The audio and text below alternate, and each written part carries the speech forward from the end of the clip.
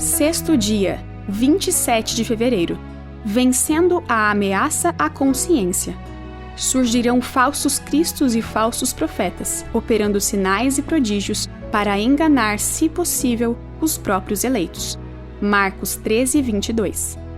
O especialista em pedras, Roy Wettstein, passeava por uma exposição de colecionadores de pedras quando parou diante de uma mesa.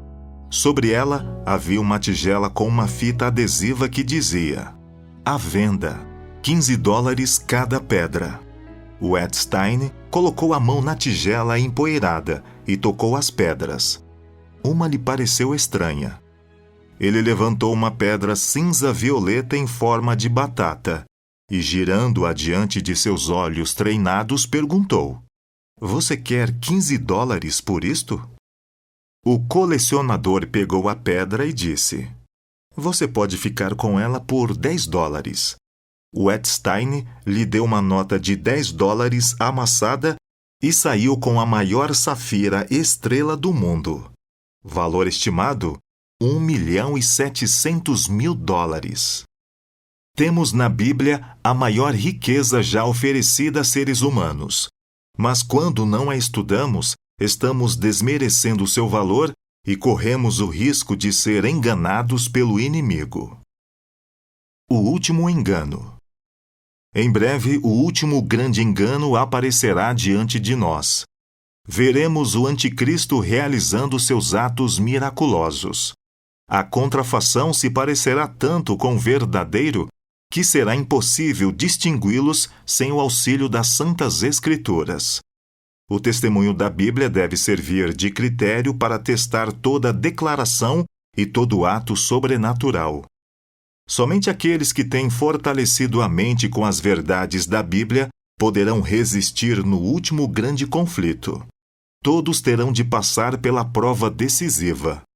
Obedecerei a Deus ou aos homens? As grandes verdades da revelação devem ser estudadas, cuidadosamente, pois todos teremos necessidade de um conhecimento inteligente da Palavra de Deus. Mediante o estudo da Bíblia e a comunhão diária com Jesus, alcançaremos pontos de vista claros, bem definidos, da responsabilidade individual e a força necessária para subsistir no dia da prova e da tentação. Mais pensamento deve ser dado às coisas divinas, e menos a assuntos temporais. O crente professo, amante do mundo, se exercer a mente nessa direção, pode tornar-se tão familiarizado com a palavra de Deus como o é hoje com os negócios do mundo. Chamado ao reavivamento. Os cristãos devem se preparar para aquilo que em breve cairá sobre o mundo como terrível surpresa, e essa preparação deve ser feita mediante diligente estudo da palavra de Deus e vivendo a vida em conformidade com seus preceitos. As importantes questões que dizem respeito à eternidade exigem de nossa parte algo mais que uma religião de pensamento, uma religião de palavras e formas, em que a verdade é mantida apenas do lado de fora. Deus pede um reavivamento e uma reforma. As palavras da Bíblia, e da Bíblia somente, deviam ser ouvidas do púlpito. Erro antigo com roupagem nova. Muitos jamais compreenderam as reivindicações do sábado bíblico e o falso fundamento sobre o qual repousa a instituição do domingo. Qualquer movimento em favor da legislação religiosa é realmente um ato de concessão ao papado, que por tantos séculos tem constantemente guerreado contra a liberdade de consciência. A observância do domingo deve sua existência como uma suposta instituição cristã ao mistério da iniquidade, e sua imposição será, na prática, o reconhecimento dos princípios que são a pedra angular do catolicismo. Quando nossa nação renunciar aos princípios de seu governo, de tal forma que vote uma lei dominical, nesse próprio ato o protestantismo dará a mão ao papado. Isso não será outra coisa senão dar vida à tirania, que há muito tempo aguarda ansiosa sua oportunidade de saltar de novo para o despotismo ativo. O Senhor tem uma mensagem especial que seus embaixadores precisam apresentar. Eles devem transmitir ao público a advertência que os convida para reparar a brecha feita pelo papado na lei de Deus. O sábado foi transformado em algo sem importância, em requisito dispensável que a autoridade humana pode anular. O santo dia do Senhor foi convertido em dia útil comum. Os seres humanos derrubaram o memorial divino, colocando em seu lugar um falso dia de repouso. Aplicação pessoal.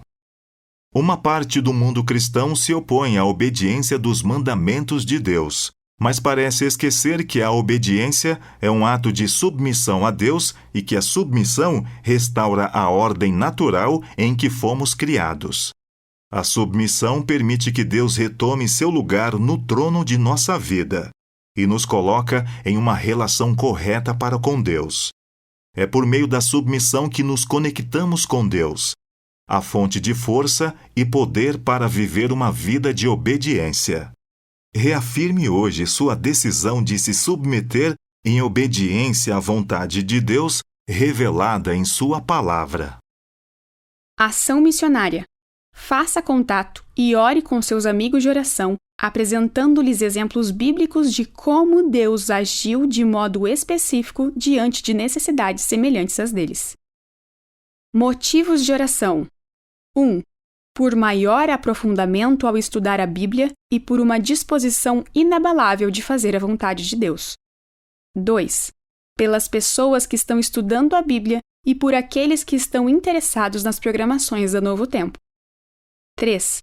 Por 5 amigos e familiares que ainda não aceitaram Jesus. É hora de orar. Passe os próximos momentos falando com Deus em oração. Use o modelo a seguir. Agradecimento e louvor.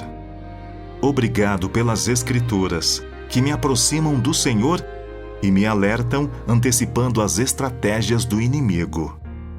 Eu te agradeço também por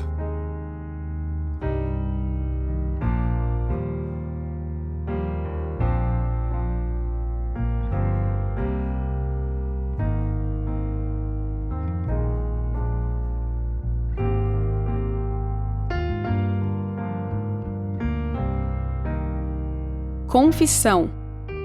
necessito de reavivamento e reforma, com mais foco no crescimento espiritual e menos distrações temporais.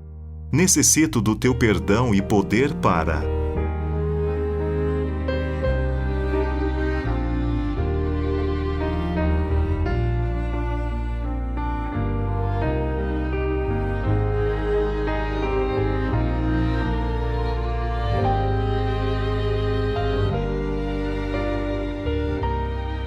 Orando com a palavra. que não sejamos indiferentes, mas que estejamos sem mácula, sem culpa e em paz, guardados do erro desses insubordinados e não caiamos da posição segura em que nos encontramos.